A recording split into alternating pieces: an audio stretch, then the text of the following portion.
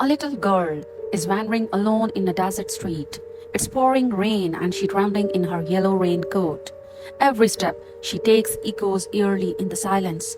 Shadows seems to dance along the wet pavement, and she keeps glancing around, unsure of where to go.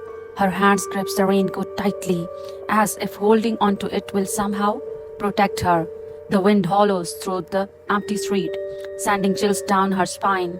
Suddenly, she hears it, a second set of footsteps, slow and deliberate, splashing through the puddles behind her. She stops, heart pounding in her chest. Her breath catches as she turns, eyes wide with fear. Through the thick sheet of rain, she sees him, a shadowy figure, lurking in the distance. He wears a dark coat, his face obscured by the rain and the night. The figure stands motionless for a moment, then takes a step towards her. His pace unhurried but menacing. Panic sets in. Without thinking, the girl bolts. Her feet slaps against the wet pavement, splashing water. As she runs, she can hear him behind her, moving faster now, his footsteps quickening to match her desperate flight. The rain seems to grow heavier, almost if the world itself is closing in on her. Her chest burns as she gasps for air, her eyes darting around for an escape. But the street is masked of shadow and dead ends. She turns into a narrow alley, her heart racing, her mind clouded with fear. She finds a stack of crates and ducks behind them, her small body trembling as she tries to control her rapid breathing. The rain keeps pounding down, muffling the sound of the approaching footsteps. But they are there, growing louder, close. She clutches her knees to her chest, praying he won't find her. The darkness feels alive, swelling her whole.